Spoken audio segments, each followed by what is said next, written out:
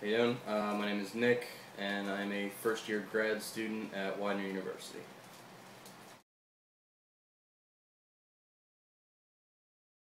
I would have to say setting your priorities and making sure you follow them. And don't let other people distract you, because they're going to. A lot of other people, like their course load might not be as hectic as yours, but if you follow your priorities, then you'll obviously get what you need to done.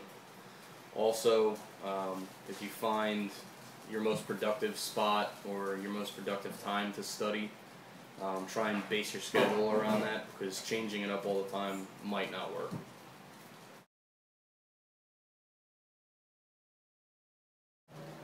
Probably just approach your studies with a positive attitude, because they have to get done anyway, and the more positive you are about it, the more you're going to get out of it. Also, probably just set like guidelines and goals for yourself, like take a reasonable amount of information per day and try not to overload yourself too much, and try and eliminate all the distractions that you can, depending on where you are, who you're with, or, you know.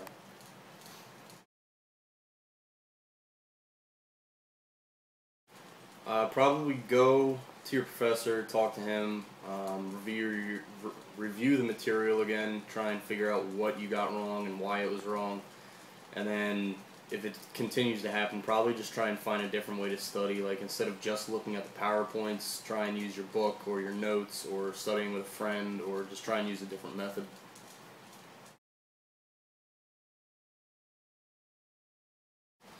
A good way to stay focused would probably just be to try and remember what you're there for, why you're there, and then obviously the financial reason behind it. You are paying to go.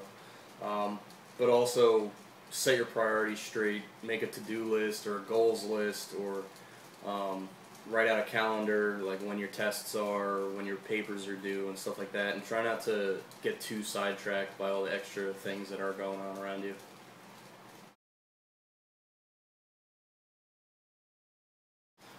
Um, I would probably try and elongate your time frame on what you're going to study.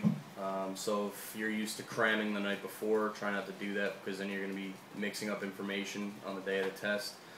But if you start studying the week before, this allows you to break down the information into smaller portions so that it's easier to understand, and also allows you to just use the night before as a review night.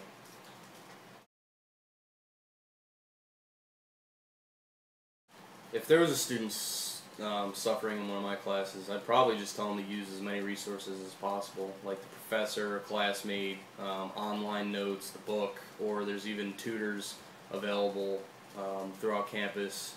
They're free, so you might as well use them if they're here.